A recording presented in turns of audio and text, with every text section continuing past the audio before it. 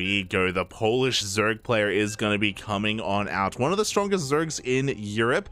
Unfortunately, in the shadow of both Reynor and Cyril, he's still going to be a little bit of an underdog in this series, but not by too much. And in the best of two, anything can happen.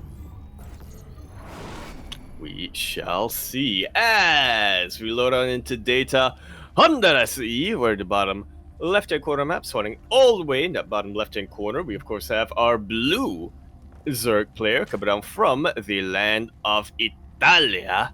He is going to be representing KZ Gaming, KZG. He is Reynor.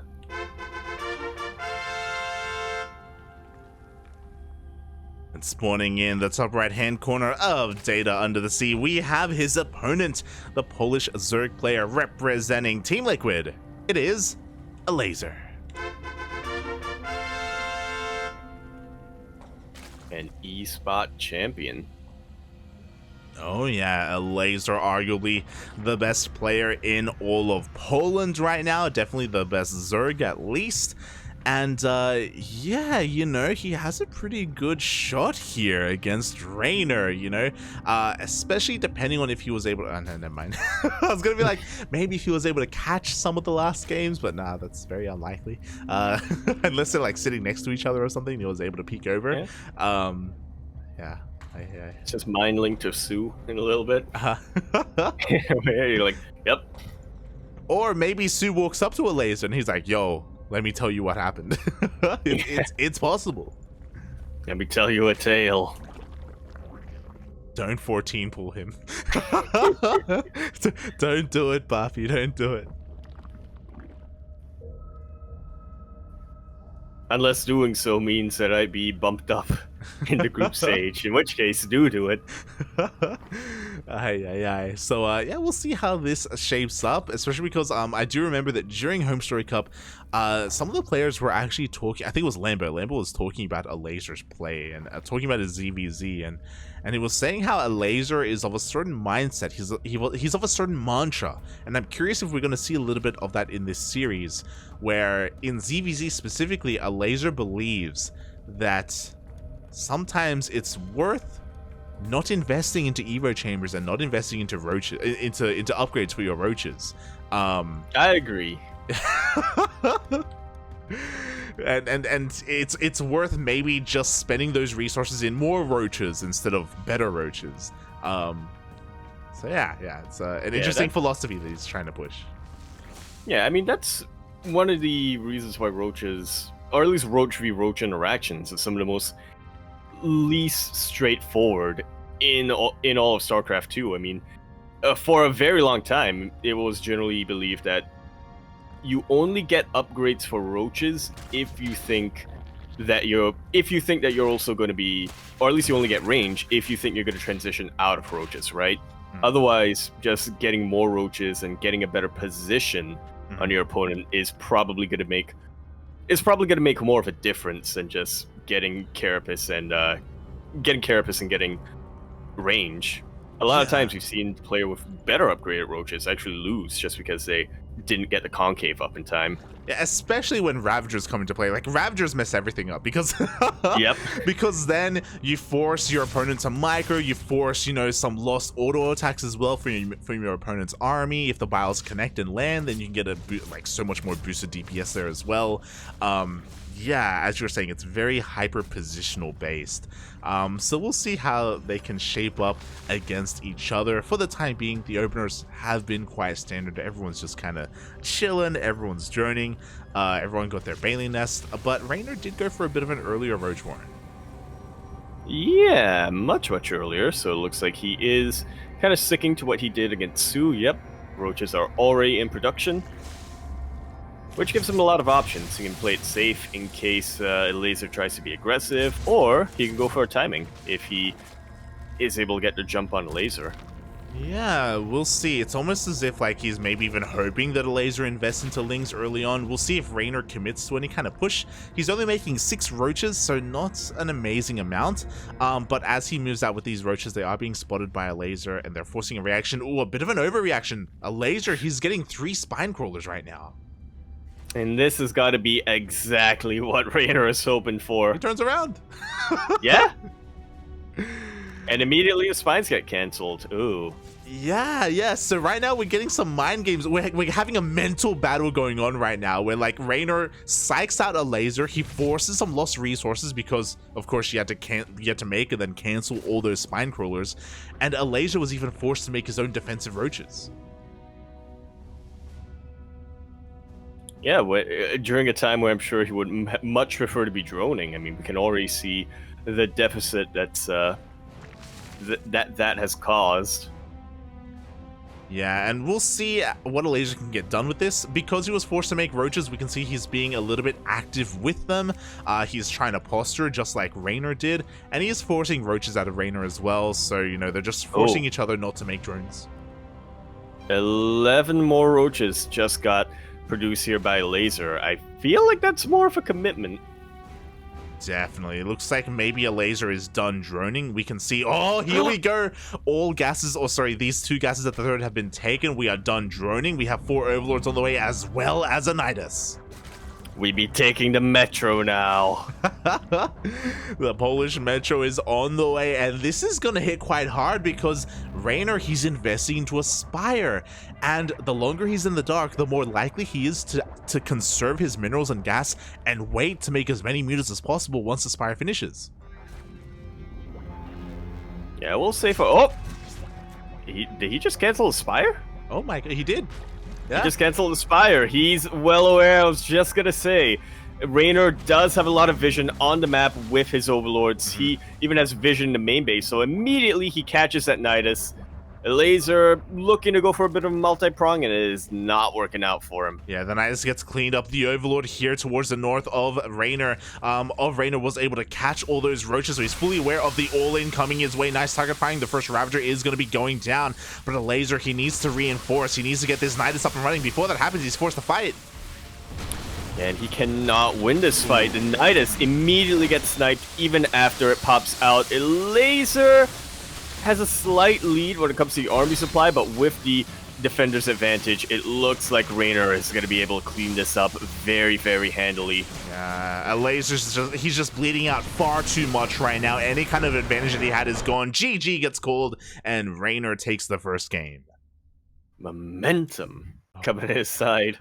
So it was just the appetizer. He hasn't even had breakfast yet. Yeah, I almost wonder if maybe Elazer moved out too soon, because for a very long time, Reynor had no idea what was happening. You know, he had that Spire on the way. He was droning. He was focusing on a little bit of a later game. And then we saw the roaches of Elazer reveal themselves. And he did that at the same time that he threw the Nidus across the map. And I have to wonder that maybe he was a little bit too ambitious with that Nidus. If he was able to get even a single Nidus up and running, then he would have had a much easier time fighting and pushing and trying to break Reynor. But every time the Nidus was denied. Look, sometimes you gotta aim big. You gotta aim big, risk reward in that way, you know. Yeah. You gotta really aim big. I mean, would it have been safer to get the Nidus off at the third base location? Definitely. Yeah. Would he have been able to win an engagement by reinforcing his roaches that much quicker? Maybe. But you gotta go for gold.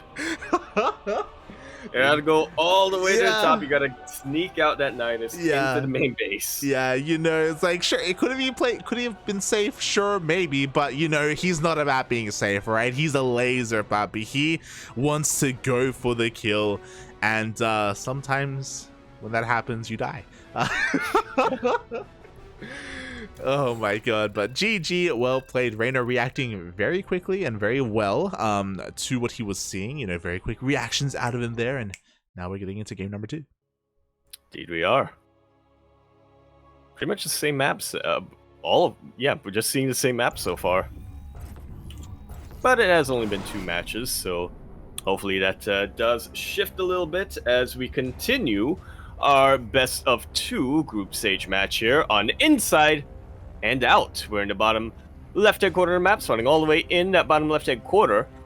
We have our blue Zerg player coming down from the land of Italia. He's, of course, going to be representing KZ Gaming, KZG. He is Reynor. And spawning in the top right-hand corner of Inside Now, we have his opponent, the Polish Zurich player, representing Team Liquid. It is Elazer. Now, quick question, Light. Are you using anything to like put best of 2 in the scoreboard? Because I cannot figure that out. It's not possible to put a best of 2 there, so I just have it as best of 3. Yeah. Oh, that makes a lot more sense. Like, there's no. I just put it at best of 9. Oh my! There's no good option. It's either best of 1 or best of 3. You know, and I just leave it as best of 3. Yeah. You round up. Yeah. There you go. Like I wish some of my teachers would do back in the day, but yeah, you gotta round it up a little bit, and yeah, I mean, it also makes sense, you know, if we do get a 2-0, then technically it's correct. Yeah, you know, technically tis correct. Oh. So yeah, we'll see how this goes. Take note, Frost Giants, in your upcoming RTS, allow for best of 2s. Yes. Por favor.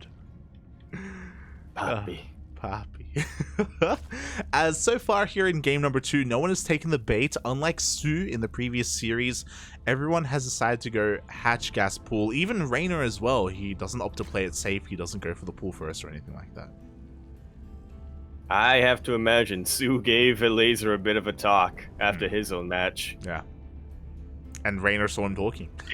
Yeah, he did. He didn't hear what they said, but he saw them. Exactly. You could infer by their head movements.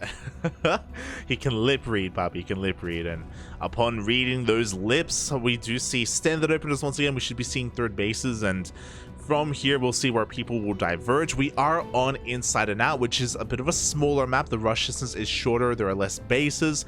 So we can see some more aggression here. I wouldn't be surprised if we even see a bit more of a commitment, maybe even into the Ling Bane before the Roaches. Yeah, well, already we can see in the third base locations that have been taken, Reynor opting for the triangle base does give him a little bit of a launch pad if he so wanted to utilize that, and if he wanted to be aggressive. So far, though, I'm sure he's more than willing to just test the waters. Elazer is going to be the first player to tech up into a Baneling nest. Yeah, that's a lot of lings. I was about to say, there's a lot happening right now. So Reynor doesn't have a Baneling nest. He skipped it entirely. He's going for a Ling Flutter across now. This is what I was talking about. Inside and Out does lend towards this kind of play. Unfortunately for Reynor, Elazer is preparing with his own Baneling nest. It is a couple of seconds away from finishing up. As soon as it finishes, he needs defensive Banelings to be able to hold. Yeah, but that's not to say Reynor can't get any damage whatsoever. This third base is definitely still looking pretty vulnerable if he's able to split up his Lings well enough to avoid that Baneling. I think Reynor should be able to find such a huge pick-off. Oh yeah, here we go. The Banelings have finished up. We do see Reynor's trying to focus down that third hatchery, but for the time being, it looks like the Banelings are going to be able to force this back. We do see a couple of Lings of Reynor actually slipping into the main base of Elazer. Oh my god! Banelings, they still don't go off.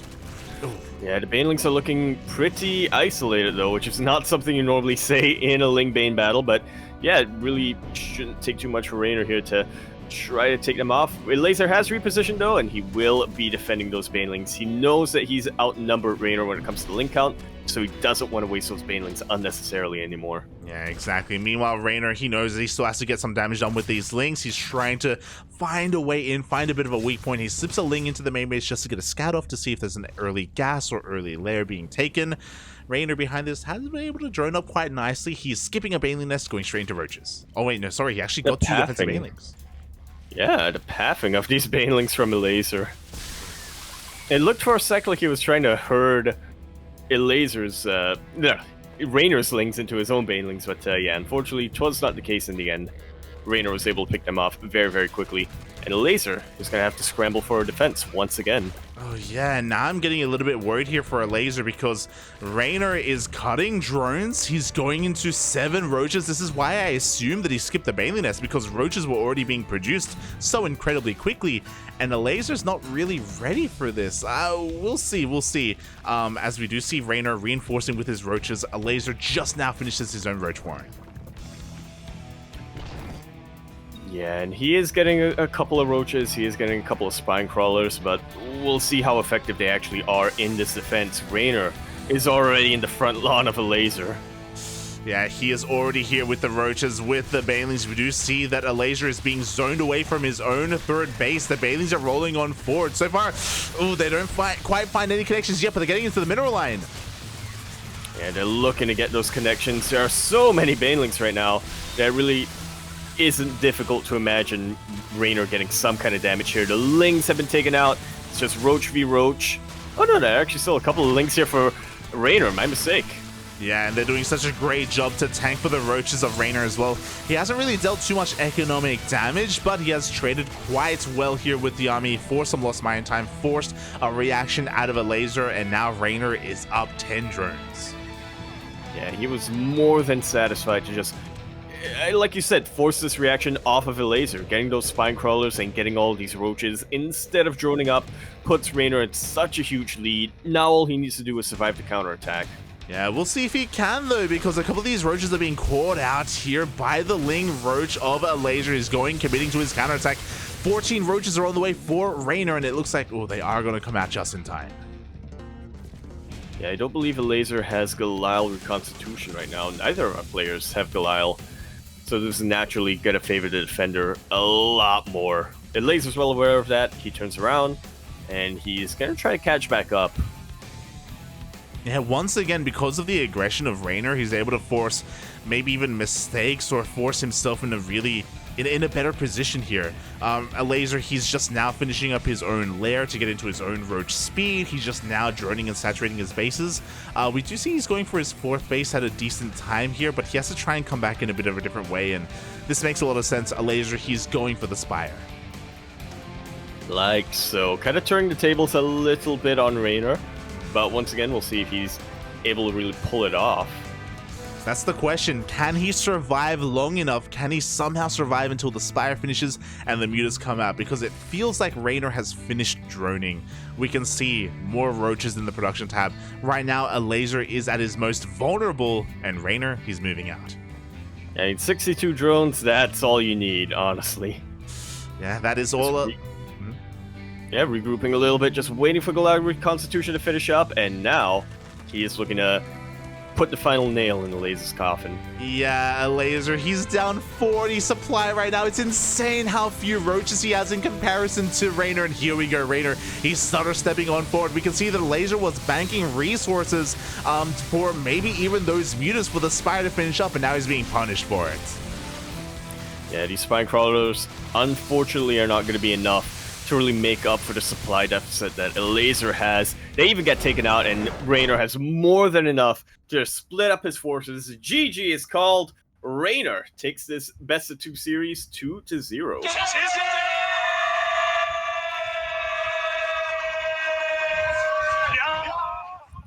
Two very, very solid wins here for our spaghetti boy. Wow. GG, well played. Oh, Reynor looking quite powerful here in these ZvZs. Specifically, again, it's just really cool to see him maybe sometimes be overly aggressive, but he is so quick to go back into droning once he moves out. And his opponents, whether they've been more so Elazer, I feel like in this series, like really respects these pushes and is terrified of Reynor. Like every single time Reynor would even pretend to move out, Elazer immediately, he would just throw down at least 3 spine crawlers. This happened in both games, and then Reynor just he just backs off, you know. Yeah, I think that's something that you kind of touched upon.